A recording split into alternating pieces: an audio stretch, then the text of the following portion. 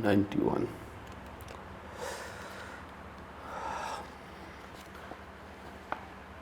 اردو کا next chapter ہے حضرت محل.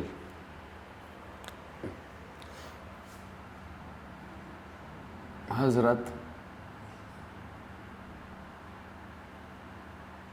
محل. یہ حضرت محل کون تھی؟ لکھنؤ کے نواب ہوئے ہیں. لکھنؤ جو ریاست تھی، اسٹیٹ تھی، وہاں کے جو رولر ہوتے تھے نواب کہلاتے تھے. تو آخری نواب واجد علی شاہ کی ملکہ تھی، ان کی وائف تھی، ان کی بیوی تھی. یہ 1857 میں 1857 میں جو ریولٹ ہوا ہے تو بہت سے سینٹر تھے. اس میں ایک اسٹیٹ جو مل کے لڑ رہے تھے انگریزوں سے، وہ اودھ بھی تھی. اور اودھ کی جو ملکہ تھیں، جو رانی تھیں، جو نواب کی وائف تھیں، وہ تھی حضرت محل. یہ چیپٹر ہے، اس کو ہم شروع کرتے ہیں. اتر پردیش کی راجدھانی دارالسلطنت کو کہتے ہیں، کیپٹل کو کہتے ہیں. اتر پردیش کی راجدھانی لکھنؤ میں گومتی کے کنارے ایک ہرا بھرا پارک ہے. گومتی ایک ندی بہتی ہے. لکھنؤ جو ہے گومتی ندی کے ریور کے کنارے ہے، جسے حضرت محل پارک کہا جاتا ہے. انگریزوں نے اس مقام کو اپنے فتح کی یادگار قرار دیتے ہوئے وکٹوریہ پارک کہا تھا. انگریزوں نے جب 1857 میں جیت لیا تھا تو اس پارک کا نام انہوں نے وکٹوریہ پارک رکھا تھا. مقام کی جمع ہوتی ہے مقامات. واحد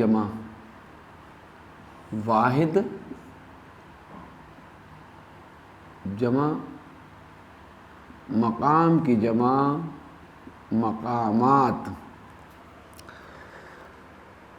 اتر پردیش کی راجدھانی لکھنؤ میں گومتی کے کنارے ہرا بھرا پارک ہے، جسے حضرت محل پارک کہا جاتا ہے. انگریزوں نے اس مقام کو اپنی فتح کی یادگار قرار دیتے ہوئے، فتح مانی جیت، کل ہم لکھوا چکے ہو. جیت کا الٹا شکست اور فتح کا الٹا ہار.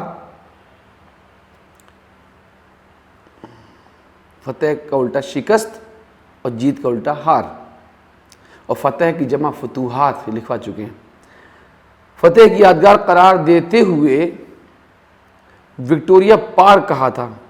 اور جس جگہ سنگ مرمر کے گنبد کے نیچے، سنگ مرمر ماربل سفید پتھر کو کہتے ہیں، سنگ مرمر کے گنبد کے نیچے اودھ کی سلطنت کا تغرا نصب ہے. تغرا کہتے ہیں نشان کو.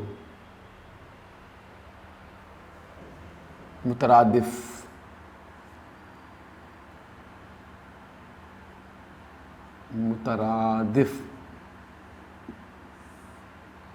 تغرا.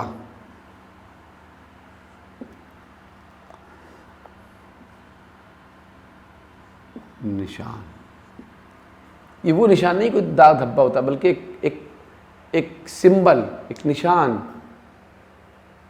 تو اسے تغرا کہتے ہیں.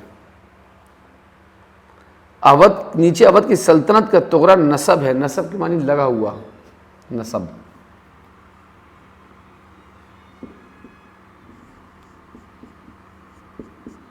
لگا ہونا نصب ہے.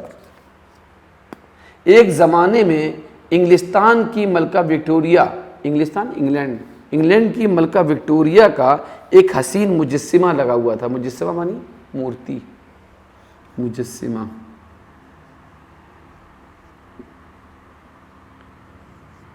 مورتی، اسٹیچو.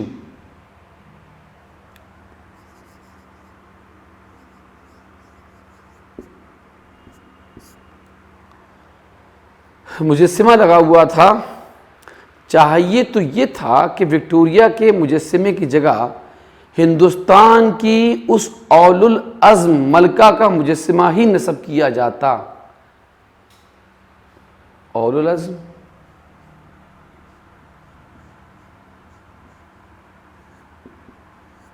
دلیر، بہادر، ہمت والی، ہمت دار.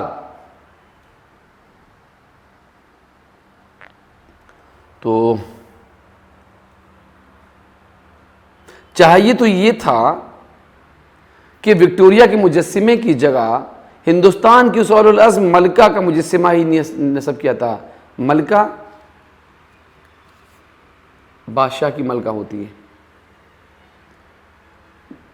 جس کے نام نامی سے یہ پارک منسوب ہے، نومینیٹ ہے، جس کے نام سے جانا جاتا ہے۔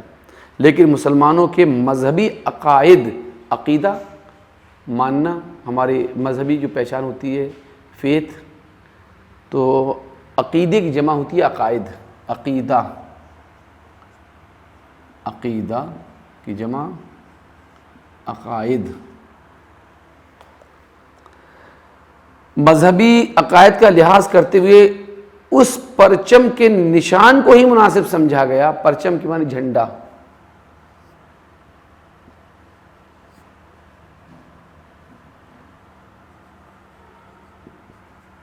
جھنڈا، پرچم کے نشان کو ہی مناسب سمجھا گیا، جس کے سائے میں ارض ہند کی اس غیرت دار خاتون نے، ارض ہند، ارض کی معنی زمین، ہند معنی دھرتی، ہندوستان کی دھرتی، ارض کہتے ہیں زمین کو،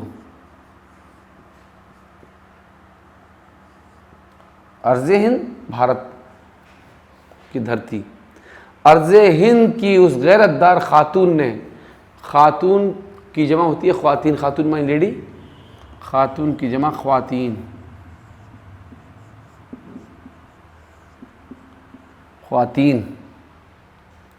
غیرت دار یہ مرکب ہے اور اس میں لاحقہ لگا ہوا ہے، دار لاحقہ ہے، یہ بعد میں لگا دار، تو غیرت دار، غیرت مند، غیرت دار، اس کا الٹا ہوگا بے غیرت۔ غیرت دار خاتون ہے، بدیسی جبر و استبداد کا، جبر و استبداد کہتے ہیں ظلم و ستم، یہی لکھے تھے متعدد، جبر و استبداد، جبر و استبداد، ظلم و زیادتی یا ظلم و ستم، ظلم و زیادتی، ظلم و ستم، اتیاچار۔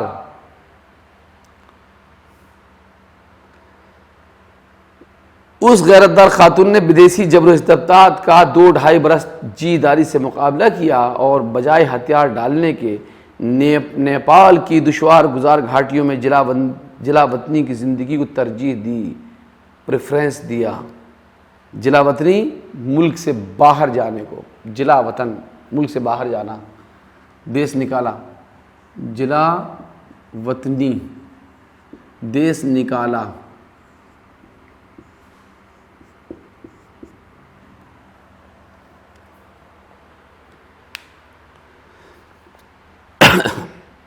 ترجیح کی جمع ہوتی ہے ترجیحات،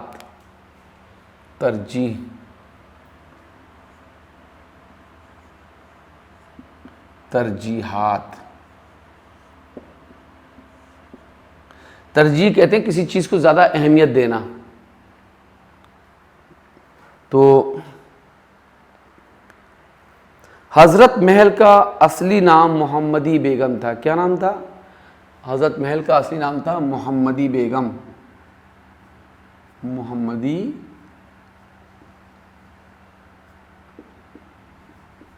بیگم۔ حضرت محل کا اصلی نام، اصلی کا الٹا نقلی، اصلی نام محمدی بیگم تھا۔ وہ اس صاحب علم و فضل تاجدار، صاحب علم و فضل یعنی بہت قابل، پڑھا لکھا، واجد علی شاہ کی ملکہ تھیں، جسے انگریزوں نے عیاش اور نااہل قرار دیتے ہوئے فروری 1856 میں معزول کر دیا، تخت سے اتار دیا۔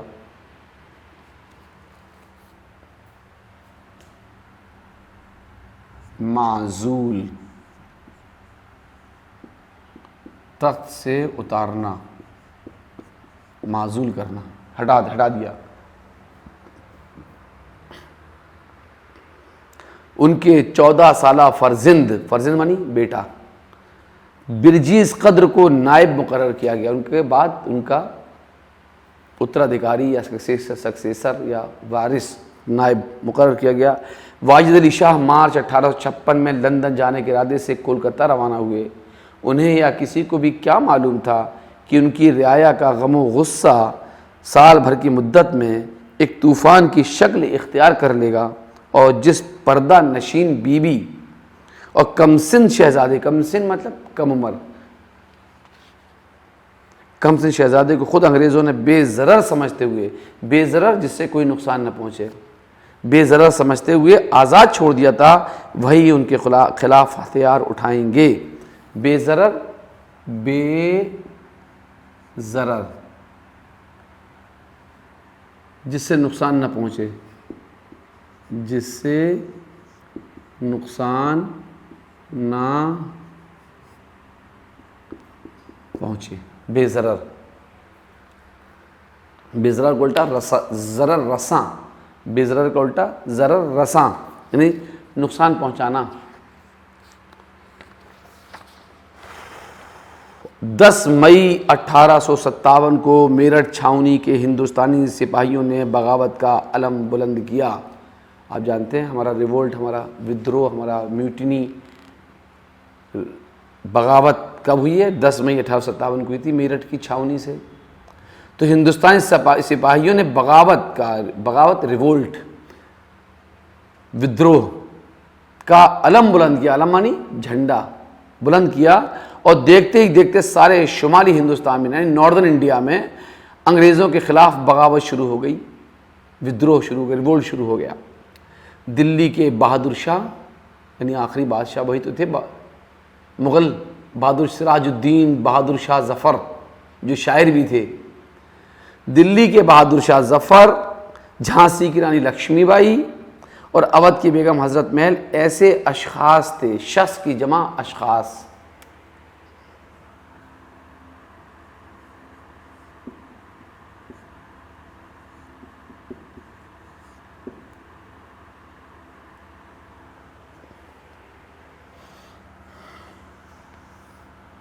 ایسے اشخاص تھے جنہوں نے ان سپاہیوں کی سربراہی میں، سربراہی ان کی پیٹرن شپ میں سربراہی کی، اور ملک بھر میں جنگ کے شعلے بھڑکنے لگے۔ مقصد سب کا ایک تھا کہ انگریز ہندوستان سے نکالے جائیں۔ مقصد کی جمع مقاصد، مقصد،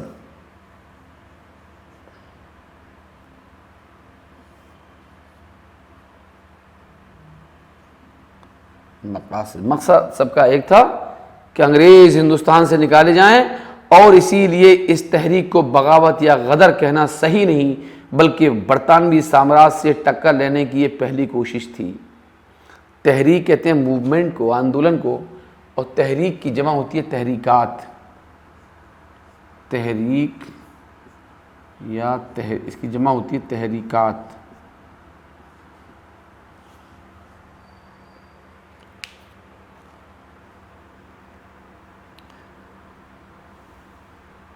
عام طور سے اسے ہندوستان کی پہلے جنگ آزادی کے نام سے یاد کیا جاتا ہے۔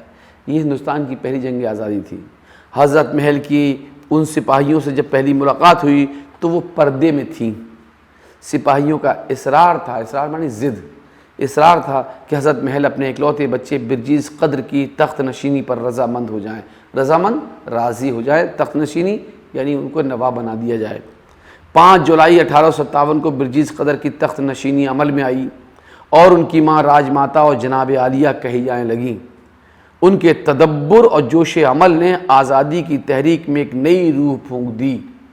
تدبر کہتے ہیں سمجھداری، تدبر سوجھ بوجھ، تدبر سوجھ بوجھ،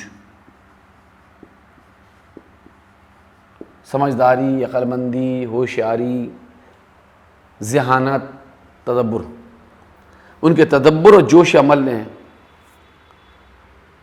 آزادی کی تحریک میں نئی روح پھونک دی۔ روح کی جمع کیا ہوتی ہے؟ ارواح، روح کی جمع ارواح۔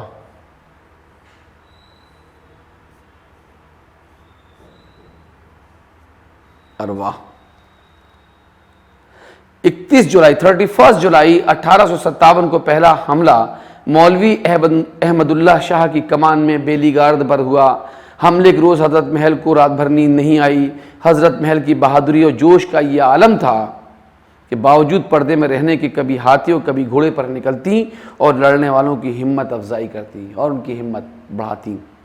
عالم باغ کے معرکے میں، معرکہ کہتے ہیں جنگ، عالم باغ کے یہ عالم باغ محلے کا نام ہے، بیلی گارڈ سب محلے کے نام ہے وہاں لکھنؤ میں۔ عالم باغ کے معرکے میں راجہ مان سنگھ کو ان کی غیر معمولی شجاعت، شجاعت مانی بہادری، شجاعت کہتے ہیں بہادری، شجاعت یہاں بھی لکھے دیتے ہیں شجاعت،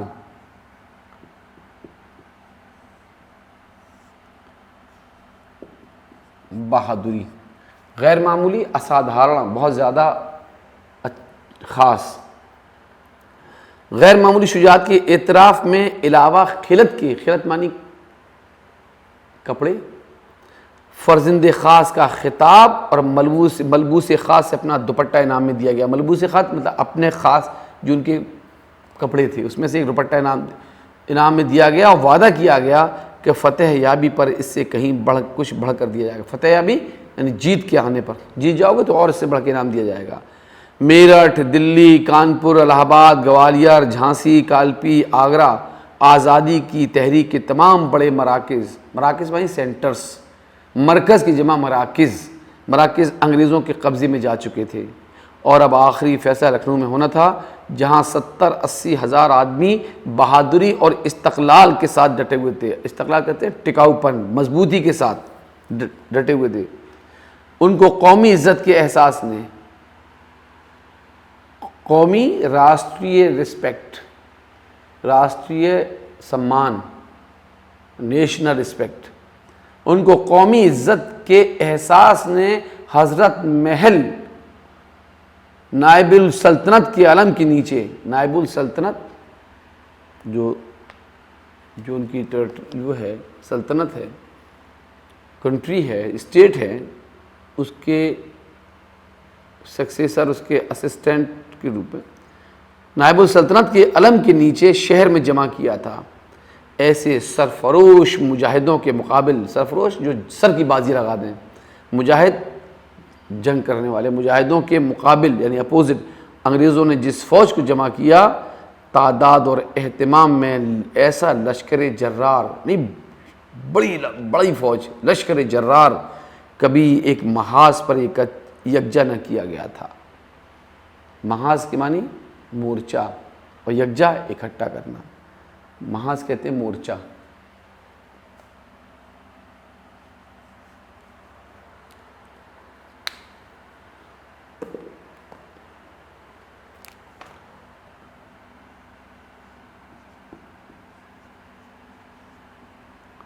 یکجا، اکٹھا، اکٹھا۔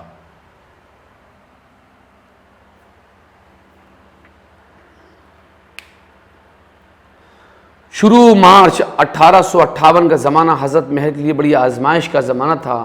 دلکشا، قدم رسول، بیگم کوٹھی، سکندر باغ، موتی محل، شاہ نجف، قیصر باغ، ہر طرف موت کا بازار گرم تھا، اور یہ جانتے ہوئے بھی کہ سب سے زیادہ حملے کا رخ چولکھی کی جانب ہے، حضرت محل کسی طرح چولکھی چھوڑنے کا نام نہ لیتی تھی۔ ان کے صلاح کاروں نے ایک روز انہیں سمجھانے کی کوشش بھی کی، لیکن ان کے استقلال میں فرق نہ آیا، لیکن ان کے حوصلے میں، ان کی مضبوطی میں، ان کے ٹکاؤ پن میں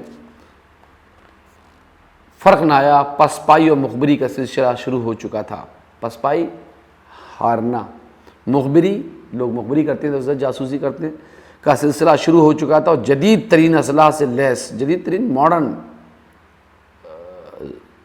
ایکوپمنٹ فوج کے، جدید ترین اسلحہ سے لیس انگریزی فوجیں شہیدوں اور زخمیوں کو روندتی اپنا پرچم لہراتی چلی آ رہی تھیں۔ حضرت محل کو مدافعت سے روکنے کی خاطر، مدافعت مطلب سامنے نہ آئے، روکنے کا انگریز سے پہسالہ جنرل آرٹرن کی پہلی پیشکش تھی کہ شجاع الدولہ کے زمانے کا عہد واپس کیا جائے گا، بشرط یہ کہ جنگ موقوف کی جائے، یعنی جنگ روک دی جائے۔ جناب عالیہ نے آرٹرن کی پیشکش کو جواب کے قابل میں نہ سمجھا، مگر نہیں، جواب ہی نہیں دیا۔ آرٹرن کا دوسرا صلح نامہ، جس میں واجد علی شاہ کی سلطنت واپس کرنے کا وعدہ تھا، بشرط یہ کہ جنگ سے باز آئیں، مان جائیں۔ دیکھیے باز دو طرح سے لکھا تھا، ایک بے عین زواد باز ہوتا ہے، ایک بے الف ز باز ہوتا ہے، دونوں کی میننگ الگ الگ ہیں۔ ایک باز ہوتا ہے کچھ، اور ایک باز ہوتا ہے ماننا۔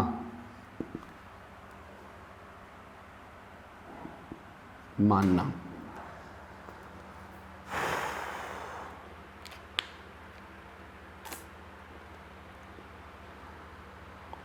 بشرط یہ کہ جنگ سے باز آئیں، جنگ سے مان جائیں، جنگ سے رک جائیں. حضرت محل کو اس وقت ملا جب وہ اپنی منتشر فوجوں کو لکھنؤ ہی میں روک لینے کے لیے تھا. منتشر کہتے ہیں جو سب طرف پھیلی ہوئی تھی فوج، سب کو روک لینے کے لیے تھا کہ کسی اور مقام کا رخ نہ کریں. ان کو وہیں گھر بیٹھے 25,000 روپے ماہوار وظیفہ ملے گا. حضرت محل نے اس کی بھی پرواہ نہ کی. وظیفے کی جمع ہوتی ہے وظائف، وظیفے کی جمع وظائف.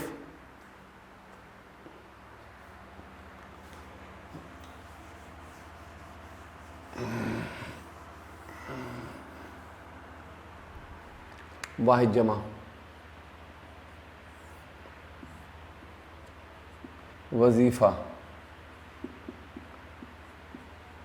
وظائف، وظیفے کی جمع وظائف. حضرت محل نے اس کی بھی پرواہ نہیں کی. جنگ جیت لینے کے بعد ملکہ وکٹوریہ نے عام معافی کا اعلان کیا.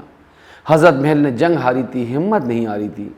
اپنی عارضی فرودگاہ لونڈی سے، عارضی فرودگاہ ٹیمپریری جہاں رکی ہوئی تھی، کیمپ جسے کہتے ہیں. عارضی کہتے ہیں غیر مستقل، عارضی کہتے ہیں ٹیمپریری یا غیر مستقل. سوری یہاں کہاں لکھ گیا،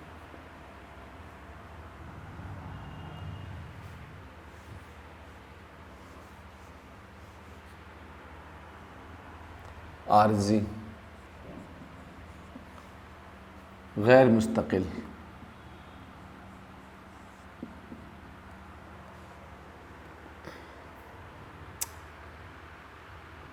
اپنی عارضی فرودگاہ کہتے ہیں جہاں کیمپ جہاں رکی ہوئی تھی سے ہی انہوں نے اپنے جوابی فرمان میں ملکہ وکٹوریہ کی پیشکش کو ٹھکرا دیا اور غلامی قبول کرنے کے بجائے برابر لڑتے رہنے اور بے وطنی کی زندگی بسر کرنے کو ترجیح دی. پریفرنس دیا کہ ہم لڑتے رہیں گے یا پھر یہاں سے چلے جائیں گے، لیکن ہتھیار نہیں ڈالیں گے، سمجھوتا نہیں کریں گے، کسی طرح سے ان سے جو ہے بھیک نہیں لینی ہے. نومبر 1859 کے آخر تک حضرت محل اودھ کے شمالی سرحد سے، شمالی ناردرن جو وہ تھی سرحد اور باؤنڈری، سرحد سے انگریزی چھاؤنیوں پر چھاپا مار دستوں کا انتظام کرتی رہیں. لیکن جب تحریک نے دم توڑ دیا، موومنٹ نے دم توڑ دیا، تو دونوں ماں بیٹے اپنے بچے کچھ فدائیوں کے ساتھ، فدائی مطلب جنہوں نے جان نچھاور کی تھی، جو جان دینے کو تیار تھے فوج کے لوگ، نیپال چلے گئے. ایک مدت تک انگریزوں کی کوشش رہی کہ وہ واپس آ جائیں. ایک انگریز مصور کہتے ہیں آرٹسٹ، ایک انگریز مصور جو برجس قدر کی تصویر کھینچنے گیا تھا، یہ پیغام لے گیا کہ بیگم صاحبہ فیض آباد، لکھنؤ، جہاں رہنا چاہیں آ جائیں. وظیفے کے علاوہ احترام شاہانہ بھی کیا جائے گا، مطلب ان کو وہی عزت اور رسپیکٹ دی جائے گی جو بادشاہوں کی ہوتی ہے. لیکن حضرت محل جب تک زندہ رہی نہ خود آئیں اور نہ برجس قدر ہی واپس آئے. کاٹھمانڈو کی ہندوستانی مسجد اسی پردیسی ملکہ کی یادگار ہے اور اسی میں ان کی ابدی آرام گاہ ہے. ابدی آرام گاہ کہتے ہیں قبر کو، ابدی آرام گاہ، آرام گاہ کہتے ہیں قبر. ابدی مطلب ہمیشہ آرام گاہ، یعنی ہمیشہ آرام کرنے کی جگہ قبر. تو یہ آپ کا مضمون تھا اور اس کو لکھا تھا مرزا کوکب قدر. مرزا کوکب قدر.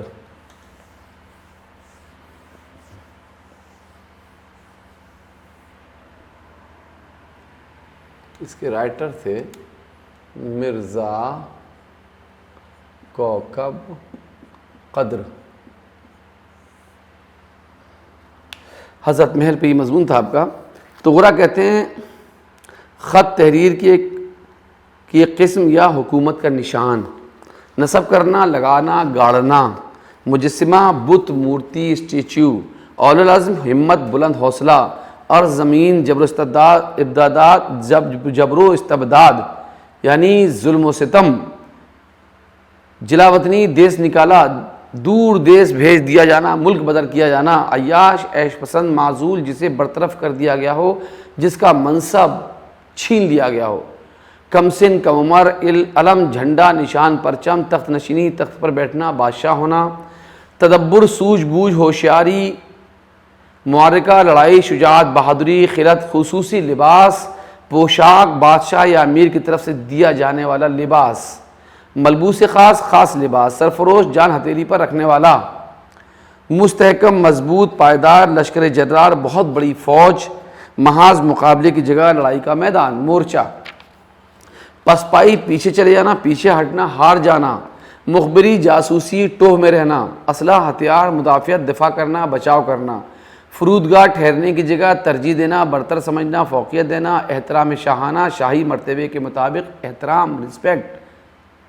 آدر سمان، اور ابدی آرام گاہ، آخری آرام گاہ مراد قبر۔ حضرت محل کون تھی، ان کا اصلی نام کیا تھا؟ حضرت محل لکھنؤ کے آخری نواب واجد علی شاہ کی بیگم تھی، ملکہ تھی، بیوی تھی، ان کا اصلی نام محمدی بیگم تھا۔ حضرت محل پارک کو پہلے کیا کہا جاتا تھا؟ حضرت محل پارک کو پہلے وکٹوریہ پارک کہا جاتا تھا۔ حضرت محل کی آخری آرام گاہ کہاں پر ہے؟ حضرت محل کی آخری آرام گاہ نیپال کے شہر کاٹھمانڈو میں ہے، ٹھیک ہے؟ تو یہ جو ہے آپ کا یہ والا چیپٹر پورا ہوا، اور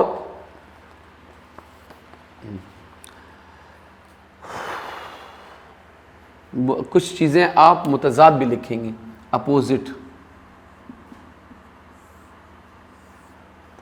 جس میں فتح کا الٹا شکست، اور شجاعت بزدلی، جدید، قدیم، جدید کہتے ہیں ماڈرن کو، قدیم کہتے ہیں انسینٹ، پرانا، اور عارضی کا الٹا مستقل، اور پائیدار ناپائیدار۔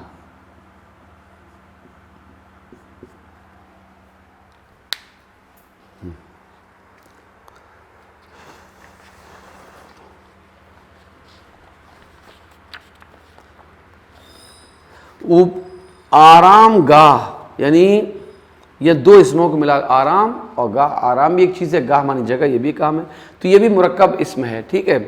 اس میں جو ہے گاہ ملا دیا گیا، عید گاہ، آرام گاہ، خواب گاہ، ٹھیک ہے؟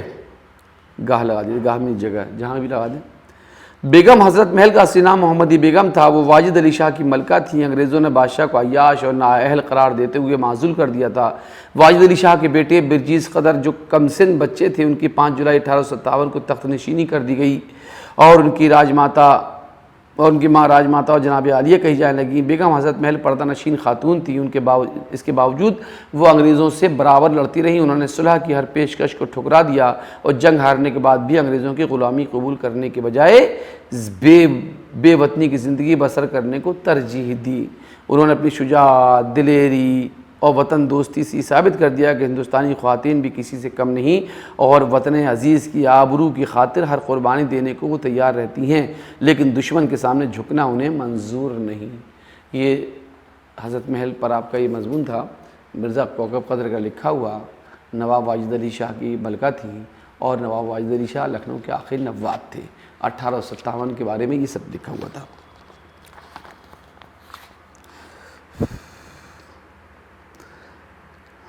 دیکھیے اب نیکسٹ جو ہے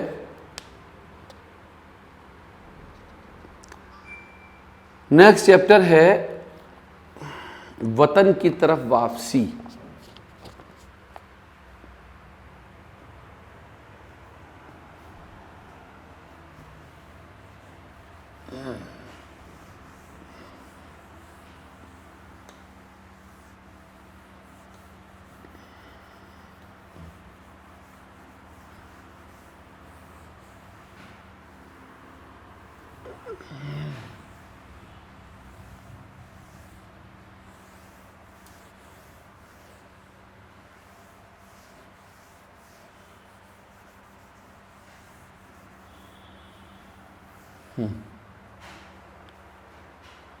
وطن کی طرف واپسی۔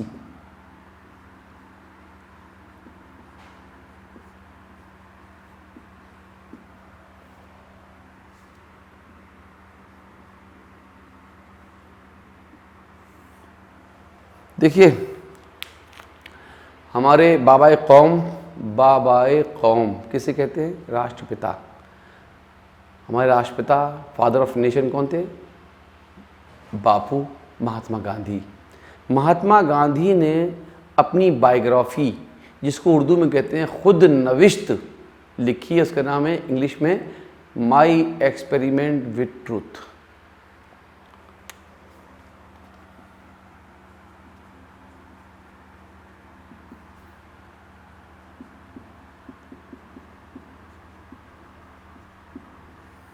مائی ایکسپیریمنٹ وتھ ٹروتھ یہ انگلش میں لکھی ہے. یہ آٹوبایوگرافی ہے جس کو اردو میں کہتے ہیں خود نوشت. خود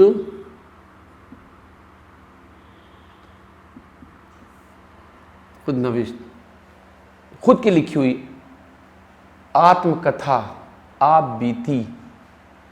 تو انگلش میں ہے یہ. اس کا اردو میں ٹرانسلیشن کیا ہے سید عابد حسین نے. اردو کا رائٹر ہوئے وہ, تو انہوں نے اس کتاب کا اردو میں ٹرانسلیشن کیا ہے اور اس ٹرانسلیشن کا نام ہے تلاش حق. تلاش حق.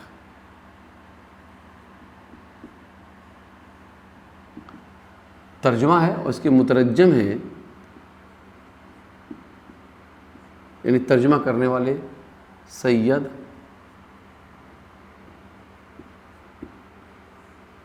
عابد حسین.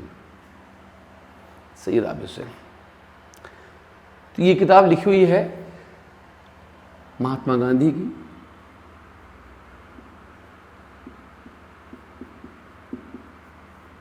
تو اس تلاش حق میں سے مائی ایکسپیریمنٹ وتھ ٹروتھ میں سے جس کا اردو میں ٹرانسلیشن تلاش حق کے نام سے اس میں سے ایک چیپٹر نکال لیا گیا. وہ اس کا نام ہے وطن کی طرف واپسی. تو یہ ہے, اس کو میں پڑھا رہا ہوں, سمجھ لیجیے. گاندھی جی خود لکھ رہے ہیں اپنے بارے میں. اب مجھے جنوبی افریقہ میں آئے 3 سال ہو چکے تھے. جنوبی افریقہ ساؤتھ افریقہ میں آئے 3 سال ہو چکے تھے. میں یہاں کے لوگوں سے اچھی طرح واقف ہو گیا تھا اور یہ بھی مجھے خوب جان گئے تھے. 1896 میں نے ان سے 6 مہینے کے لیے اجازت مانگی کیونکہ اب مجھے معلوم ہو گیا کہ مجھے جنوبی افریقہ میں بہت دن رہنا ہے. میری وکالت اچھی خاصی چلتی تھی. وہاں کیا کرتے تھے؟ وکالت کام کرتے تھے, مقدمے لڑتے تھے. میری وکالت اچھی خاصی چلتی تھی اور مجھے احساس ہو گیا تھا کہ لوگوں کو میری ضرورت ہے. اس لیے میں نے یہ ارادہ کر لیا کہ گھر جا کر بیوی بچے لے آؤں اور یہاں مستقل سکونت اختیار کروں, یعنی پرماننٹ ریزیڈنس بن جاؤں, یہاں اسٹے کروں, سکونت مستقل رہوں پرماننٹ. میں نے یہ بھی سوچا کہ وطن جا کر لوگوں کو جنوبی افریقہ کے حالات سے واقف کراؤں. وہاں جاؤں گا, ہندوستان کو بتاؤں گا, کیونکہ وہ ہندوستانی وہاں رہتے تھے, انگریزوں کے قبضے میں وہ بھی تھا افریقہ, تو یہیں سے لوگوں کو لے آتے تھے, وہاں محنت مزدوری کراتے تھے, تو ہندوستانی تو تھے وہاں. تو وہاں کے لوگوں کا حال یہاں آ کے بتائیں بھائی کس طرح سے پریشان ہیں وہ لوگ وہاں. اس لیے میں نے یہ ارادہ کر لیا کہ گھر جا کر بیوی بچے لے آؤں اور یہاں مستقل سکونت اختیار کر لوں. میں نے یہ بھی سوچا کہ وطن جا کر لوگوں کو جنوبی افریقہ کے حالات سے واقف کراؤں اور یہاں کے ہندوستانیوں کا ہمدرد بناؤں تو کچھ قومی خدمت بھی ہو جائے گی. 3 پاؤنڈ کا محصول ہمارے جسم میں ناسور کی طرح تھا. جب تک یہ دور نہ ہو جائے ہمیں چین نہیں آ سکتا تھا. محصول کہتے ہیں ٹیکس کو. مترادف محصول ٹیکس. واحد جمع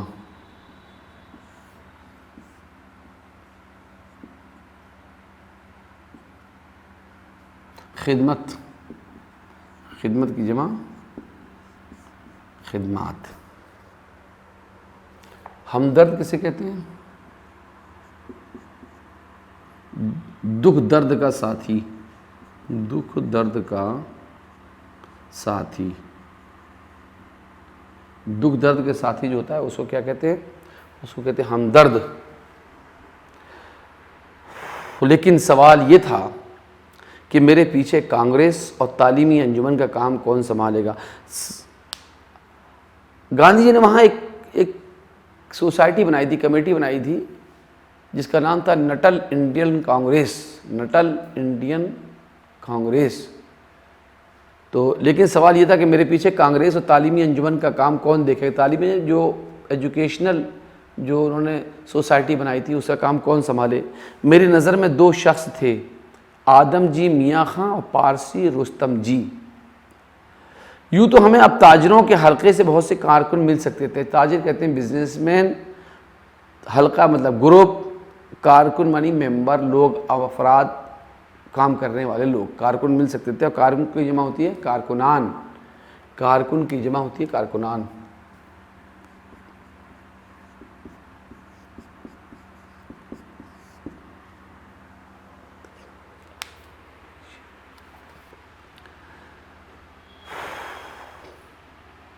تین پاؤنڈ کا محصول ہمارے جسم میں ناسور کی طرح تھا، جب تک یہ دور نہ ہو جائے ہمیں چین نہیں آ سکتا۔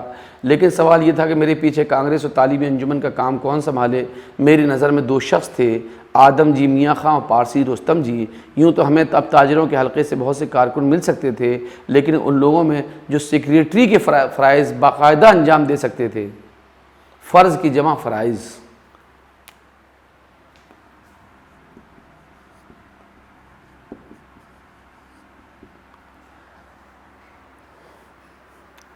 لیکن ان لوگوں میں جو سیکریٹری کے فرائض باقاعدہ انجام دے سکتے تھے، باقاعدہ کا الٹا بے قاعدہ، انجام دے سکتے تھے، انجام کہتے ہیں پورا کرنا، انجام کا الٹا ہوتا ہے آغاز، آغاز معنی شروعات، انجام معنی آخر۔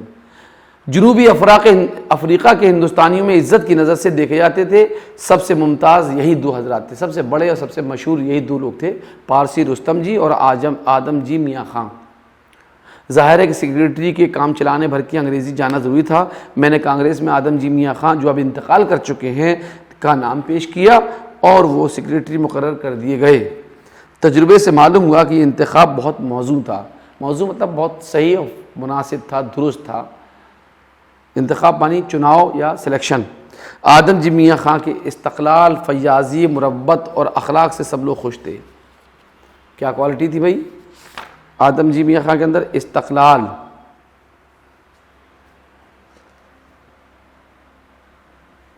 استقلال کہتے ہیں ٹھہراؤ، فیاضی، دوسروں کو فائدہ، فیض پہنچانا، دوسروں کو فائدہ پہنچانا، دوسروں کو فائدہ پہنچانا، مروت، مروت،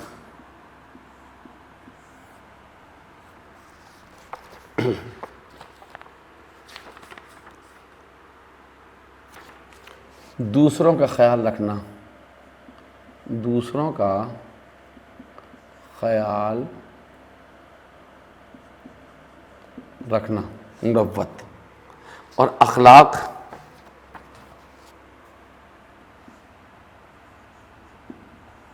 اچھی عادت،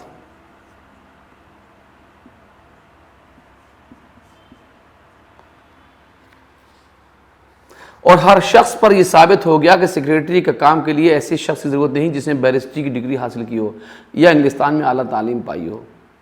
ایسا نہیں کہ سیکریٹری کام کے لیے وہاں سے بیرسٹری انگلینڈ سے پڑھ کے آیا اور بہت اونچا پڑھ کے لکھا، وہ اتنا کام چلانے کے لیے ٹھیک تھا۔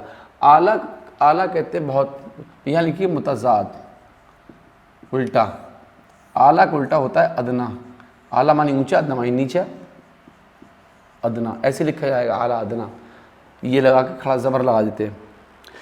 میں 1896 کے وسط میں یعنی بیچ میں، مڈ میں 1896 کے وسط میں پنگولا جہاز سے جو کلکتے جا رہا تھا وطن روانہ ہوا۔ جہاز پر بہت کم مسافر تھے، ان میں سے 2 انگریز افسر تھے جن سے مجھ سے بہت بے تکلفی ہو گئی، بہت ہی مطلب فرینڈشپ ہو گئی۔ ان میں سے ایک کے ساتھ میں روزانہ 1 گھنٹے شطرنج کھیلا کرتا تھا۔ جہاز کے ڈاکٹر نے مجھے ایک کتاب دی جس کا نام تھا بے معلم کے تامل، یعنی تمل سکھانے والی۔ میں نے اس کتاب کو باقاعدہ پڑھنا شروع کر دیا۔ مجھے نٹال میں تجربے سے معلوم ہوا کہ مجھے مسلمانوں سے خلا ملا پیدا کرنے کے لیے، مطلب میل جول، خلا ملا میل جول،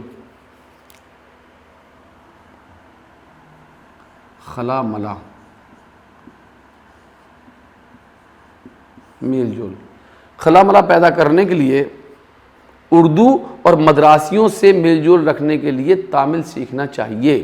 میرا ایک انگریز دوست بھی میرے ساتھ اردو پڑھتا تھا، اس کی فرمائش سے میں نے تیسرے درجے کے مسافروں میں ایک اردو کا منشی ڈھونڈ نکالا اور ہم دونوں کی خوب پڑھائی ہونے لگی۔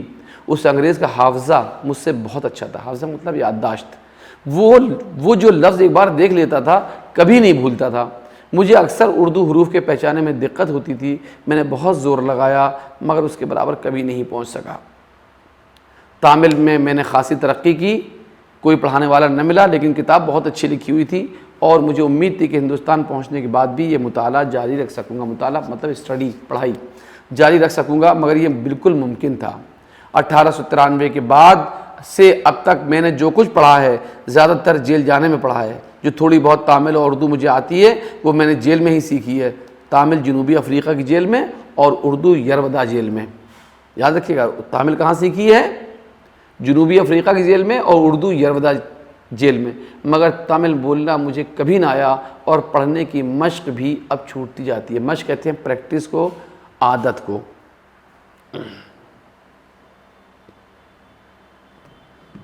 چھوٹتی جاتی ہے۔ مجھے اب تک یہ احساس ہے کہ تامل اور تیلگو نہ جاننے سے میں بڑے گھاٹے میں رہا۔ جنوبی افریقہ کے دراوڑیوں نے میرے ساتھ جس محبت کا اظہار کیا تھا اس کی یاد مجھے اب تک عزیز ہے۔ عزیز مطلب پیاری۔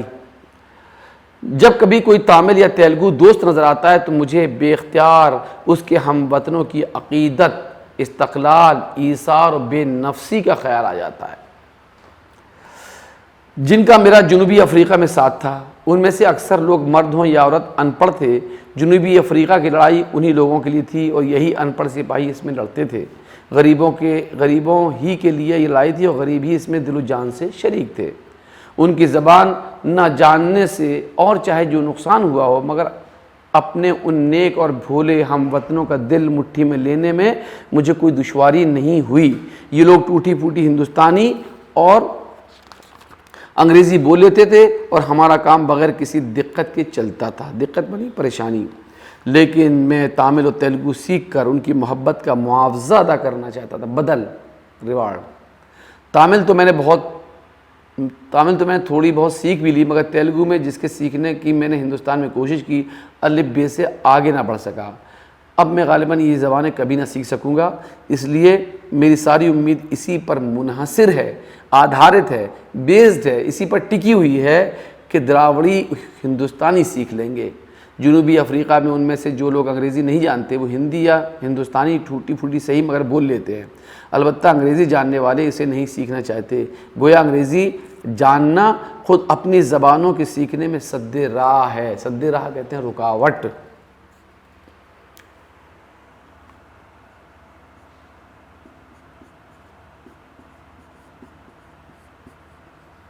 رکاوٹ۔ 24 دن کے بعد یہ خوشگوار سفر ختم ہوا اور میں دریائے ہگلی کے حسن پر سر دھنتا ہوا کلکتے پہنچ گیا۔ اسی دن ریل میں بیٹھ کر بمبئی روانہ ہو گیا۔ مہاتما گاندھی کی آپ بیتی سے، مترجم سید عابد حسین۔ محصول کہتے ہیں ٹیکس کو، ناسور کہتے ہیں نہ بھرنے والا زخم۔ تاجر کی جمع تجارت کرنے والا، بزنس کرنے والا۔ کارکن کام کرنے والا۔ فرض کی جمع ممتاز، دوسروں میں نمایاں، بڑا، مشہور۔ فیاضی دوسروں کو فیض پہنچانا، فائدہ پہنچانا۔ سخاوت، مروت دوسروں کا خیال رکھنا۔ مشق کہتے ہیں کسی کام کو بار بار کرنا، پریکٹس کرنا، عادت ڈالنا بار بار۔ بے نفسی اپنے کو کچھ نہ سمجھنا۔ ایثار، قربانی، معاوضہ، اجرت، یہاں مراد ہے بدلہ۔ گاندھی جی جنوبی افریقہ میں کیا کام کرتے تھے؟ گاندھی جی جنوبی افریقہ میں وکالت کرتے تھے۔ جہاز کے سفر میں گاندھی جی کی کن کن سے دوستی ہوئی؟ 2 انگریزوں سے دوستی ہوئی۔ گاندھی جی نے اردو زبان سیکھنے کے لیے کس سے مدد لی؟ جہاز میں تیسرے کلاس میں اردو کا ایک منشی تھا، اس سے مدد لی۔ جنوبی افریقہ کی لڑائی کن لوگوں کے لیے تھی؟ انہی تمل والوں کے لیے تھی۔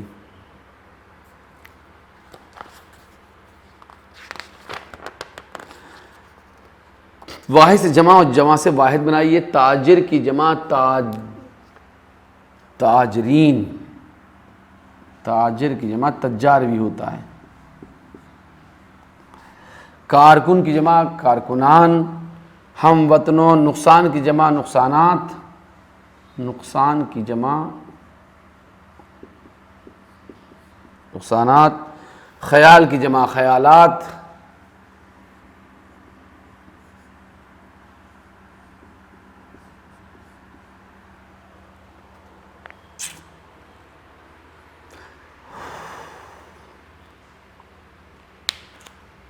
اقبال گھر سے آیا، اکرم نے سبق یاد کیا۔ اوپر کے جملوں میں سے اور نے لفظ استعمال ہوئے ہیں، وہ لفظ جن کی مدد سے جملے بنتے ہیں حرف جار کہلاتے ہیں۔ 5 جملے سبق سے چنیے جن میں حرف جار استعمال کیا ہو۔ ہم نے آپ کو بتایا تھا کہ حرف جو ہیں جیسے نے، کا، کی، کو، نے، میں، یہ جو ہے حرف ہے، یہ بھی حرف ہے کہ اقبال گھر سے آیا یعنی سے آ گیا اس میں، اور اکرم نے سبق یاد کیا، اکرم نے، یہ بھی حرف ہے۔ موہن داس کرم چند گاندھی کی پیدائش پور بندر یعنی گجرات میں 1869 میں ہوئی تھی۔ انہوں نے لندن میں بیرسٹری کی تعلیم حاصل کر کے جنوبی افریقہ کے شہر نٹال میں وکالت شروع کی۔ یہاں انگریزوں کی حکومت تھی۔ جنوبی افریقہ میں انگریز مقامی سیاہ فام لوگوں یعنی سیاہ فام بلیک لوگوں اور وہاں آباد ہندوستانی لوگوں پر طرح طرح کے ظلم کرتے تھے۔ ان لوگوں کو بہت سے علاقوں میں داخل ہونے کی اجازت نہیں تھی، یہاں تک کہ سواریوں کے اعلیٰ درجے میں سفر کرنے سے بھی انہیں روکا جاتا تھا۔ انہیں طرح طرح کی سزائیں دی جاتی تھیں اور ان پر ناجائز جرمانے لگائے جاتے تھے۔ گاندھی جی نے نٹال شہر میں سادہ زندگی کی مثال قائم کرنے کے لیے ٹالسٹائے فارم بنایا اور وہاں کے سیاہ فام باشندوں یعنی بلیک لوگوں کو اور ہندوستانی لوگوں کو متحد کر کے یہ اکٹھا کر کے حکومت کے خلاف ستیہ گرہ کی تحریک شروع کی۔ 1915 میں گاندھی جی ہندوستان واپس آئے اور اپنے ملک کی آزادی کے لیے عوام کو متحد کر کے اکٹھا کر کے ایسی تحریک چلائی کہ ہمارا ملک 1947 میں انگریزوں کی غلامی سے آزاد ہو گیا۔ 30 جنوری 1948 کو گاندھی جی کی شہادت ہوئی۔ کب ہوئی؟ 30 جنوری 1948 کو۔ ان کی سمادھی دلی میں جمنا کے کنارے راج گھاٹ پر واقع ہے۔ گاندھی جی نے عدم تشدد، نان وائلنس، اہنسا کا جو سبق دیا اس کی اہمیت آج کے دور میں پہلے سے زیادہ محسوس کی جا سکتی ہے۔ یہ بھی ہم نے آپ کو چیپٹر پڑھا دیا۔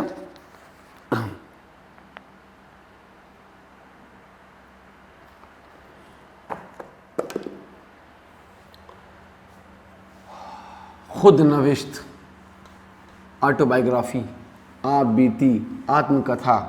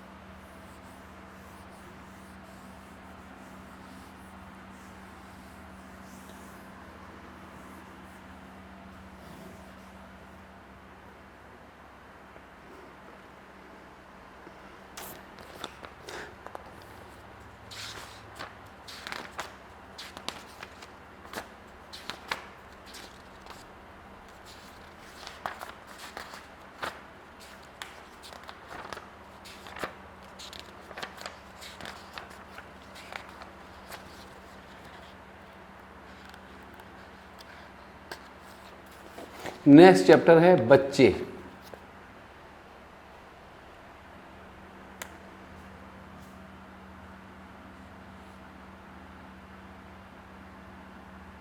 بچے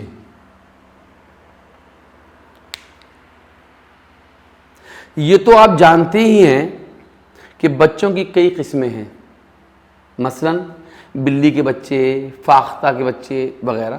فاختہ جانتے ہیں کیسے کہتے ہیں؟ DOV dog. فاختہ کبوتر کی طرح ہوتے ہیں نا، تو فاختہ ایک چڑیا ہوتی ہے۔ یہ تو آپ جانتے ہی ہیں کہ بچوں کی کئی قسمیں ہیں، مثلا بلی کے بچے، فاختہ کے بچے وغیرہ، مگر میری مراد صرف انسان کے بچوں سے ہے، جن کی ظاہرہ تو کئی قسمیں ہیں، دیکھنے تو کئی طرح کے بچے ہیں۔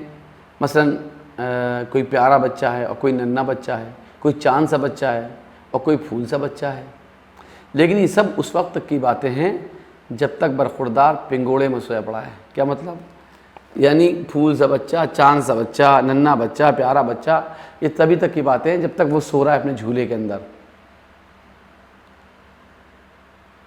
جہاں بیدار ہونے پر، مطلب جہاں جاگنے پر، بیدار مانی جاگنا، جاگنے پر بچے کے پانچوں حواس کام کرنے لگاتے ہیں. 5 organs of sense.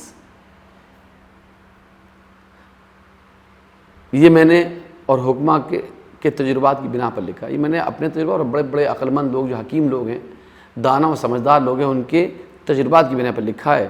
ورنہ میں ہرگز اس بات کا قائل نہیں. کہتے ہیں کہ بچہ سنتا بھی ہے، لیکن ہمیں تو سوائے اس کی قوت ناطقہ کے، قوت ناطقہ کہتے ہیں بولنا، چلانا، قوت ناطقہ کے اور کسی قوت کا ثبوت آج تک نہیں ملا. کئی دفعہ ایسا اتفاق ہوا ہے کہ روتا ہوا بچہ میرے حوالے کر دیا گیا ہے کہ ذرا اسے چپ کرانا. میں نے جناب اس بچے کے سامنے گیت گائے ہیں، ناچے ہیں، تالیاں بجائی ہیں، گھٹنوں کے بل چل کر نقلیں اتاری ہیں، بھیڑ بکری کی سی آوازیں نکالی ہیں، سر کے بل کھڑے ہو کر ہوا میں سائیکل چلانے کے نمونے پیش کیے ہیں. مگر کیا مجال جو اس بچے کی یکسوئی میں ذرا بھی فرق آیا ہو. جس سر پر اس نے رونا شروع کیا تھا اس سے ذرا بھی نیچے اترا ہو. اب خدا جانے دیکھتا ہے اور سنتا ہے تو کس وقت. بچے کی زندگی کا شاید کوئی لمحہ ایسا گزرتا ہو جب اس کے لیے کسی نہ کسی قسم کا شور ضروری نہ ہو. اکثر اوقات تو خود ہی سامیہ نوازی کرتے رہتے ہیں. مطلب بچہ شور کرتے ہی رہتا ہے. اگر کوئی نہ سننے والا ہو تو اپنے آپ ہی آوازیں نکالتے رہتے ہیں، اپنا کہا ہوا خود ہی سنتے بھی رہتے ہیں. ورنہ یہ فرض ان کے لواحقین پر عائد ہوتا ہے. ورنہ سننے کا کام تو ان کے آس پاس جو لوگ رہتے ہیں، ان کے ماں باپ، بہن بھائی، جو بھی، ان پہ یہ لاگو ہوتا ہے کہ وہ سنیں. ان کو سلانا ہو تو لوری دیجئے، ہنسنا ہو تو محمل سے محمل فقرے، بے معنی سے بے معنی لفظ منہ بنا کر بلند آواز میں ان کے سامنے دہرائیے. اور کچھ نہ ہو تو شغلے بیکاری کے طور پر ان کے ہاتھ میں وہ جھنجھنا دے دیجئے. یہ جھنجھنا بھی کمبخت کسی بیکار کی ایسی ایجاد ہے کہ کیا عرض کروں. یعنی کسی چیز کو آپ ذرا سا ہلا دیجئے، لڑکا چلا جاتا ہے، اور جب تک دم میں دم ہے اس میں سے متواتر ایک ایسی بے سری کرخت آواز نکلتی رہتی ہے کہ دنیا میں شاید اس کی مثال محال ہے. اور جو آپ نے مامتا یا باپتا کے جوش میں آ کر ایک عدد وہ ربڑ کی گڑیا منگوا دی جس میں ایک بہت ہی تیز آواز کی سیٹی لگی ہوتی ہے، تو بس پھر خدا حافظ. اس سے بڑھ کر میری صحت کے لیے مضر یعنی نقصان دہ اور کوئی چیز نہیں، سوائے شاید اس ربڑ کے تھیلے کے جس کے منہ پر ایک سیٹی دار نالی لگی ہوتی ہے جس میں منہ سے ہوا بھی بھری جاتی ہے. خوش قسمت ہیں وہ لوگ جو والدین کہلاتے ہیں، ماں باپ، گارجین. بد قسمت تو وہ بیچارے ہیں جو قدرت کی طرح سے اس ڈیوٹی پر مقرر ہوئے ہیں کہ جب کسی عزیز یا دوست کے بچے کو دیکھیں تو ایسے موقع پر ان کے ذاتی جذبات خواہ کچھ ہی کیوں نہ ہوں، یہ ضرور کہیں گے کیسا پیارا بچہ ہے. یعنی ان کا تجربہ، ان کا ایکسپیرینس چاہے کتنا ہو کہ اتنا بچہ بہت پریشان کرتا ہے، بہت شرارتی ہے، بہت ادھم کرتا ہے، لیکن دوسروں کے سامنے یہ کہیں کتنا پیارا بچہ ہے. میرے ساتھ کے گھر میں ایک مرزا صاحب رہتے ہیں، خدا کے فضل سے جو 6 بچوں کے والد ہیں. بڑے بچے کی عمر 9 سال ہے، بہت شریف آدمی ہیں، بہت ہی بے زبان ہیں. جب ان میں سے ایک روتا ہے تو باقی سب کے سب بیٹھے سنتے رہتے ہیں. جب وہ روتے روتے تھک جاتا ہے تو ان کا دوسرا برخوردار شروع ہو جاتا ہے. وہ ہار جاتا ہے تو تیسرے کی باری آتی ہے. رات کی ڈیوٹی والے بچے الگ ہیں، ان کا سر ذرا باریک ہے. آپ سر میں تیل ڈال کر، کانوں میں روئی ٹھوس کر، لحاف میں منہ لپیٹ کر سوئیے. ایک لمحہ کے اندر آپ کو جگا کر اٹھا کے نہ بٹھا دیں تو میرا ذمہ. انہی مرزا صاحب کے گھر پر جب میں جاتا ہوں تو ایک بچے کو بلا کر پیار کرتا ہوں. اب آپ یہی بتائیے کہ میں کیا کروں. کئی دفعہ دل میں آیا کہ مرزا صاحب سے کہوں کہ حضرت آپ کے ان نغمہ سرا بیٹوں نے میری زندگی حرام کر دی ہے. نہ دن کو کام کر سکتا ہوں، نہ رات کو سو سکتا ہوں. لیکن میں یہ کہنے ہی کو ہوتا ہوں کہ دوسرا بچہ کمرے میں آ جاتا ہے اور مرزا صاحب ایک پدرانہ تبسم سے کہتے ہیں، اختر بیٹا ان کو سلام کرو. سلام کرو بیٹا، ان کا نام اختر ہے. صاحب بڑا اچھا بیٹا ہے، کبھی ضد نہیں کرتا. میں اچھی طرح جانتا ہوں یہ وہی نالائق ہے جو رات کو 2 بجے رات تک 2 بجے گلا پھاڑ کر روتا ہے. مرزا صاحب تو قبلہ تو اپنے خراٹوں کے زور و شور میں کچھ نہیں سنتے، بختی تو ہماری ہوتی ہے. لیکن کہتا یہی ہوں، آؤ بیٹا. گھٹنے پر بٹھا کر اس کا منہ چومتا ہوں. خدا جانے آج کل کے بچے کس قسم کے بچے ہیں. ہمیں اچھی طرح یاد ہے کہ ہم عید بقرعید کو تھوڑا تھوڑا رو لیا کرتے تھے، اور کبھی کبھار کوئی مہمان آ نکلا تو نمونے کے طور پر تھوڑی سی ضد کر لی، کیونکہ ایسے موقع پر ضد کارآمد ہوا کرتی تھی. لیکن یہ کہ 24 گھنٹے متواتر روتے رہیں، ایسی مشق ہم نے کبھی باہم نہ پہنچائی ہے.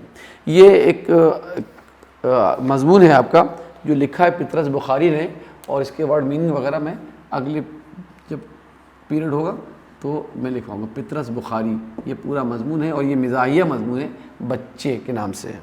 تو یہ اب آپ کو چیپٹر سنا دیا ہے، اگلا اس کا جو ہوگا وہ اس کے ورڈ میننگ وغیرہ میں لکھواؤں گا.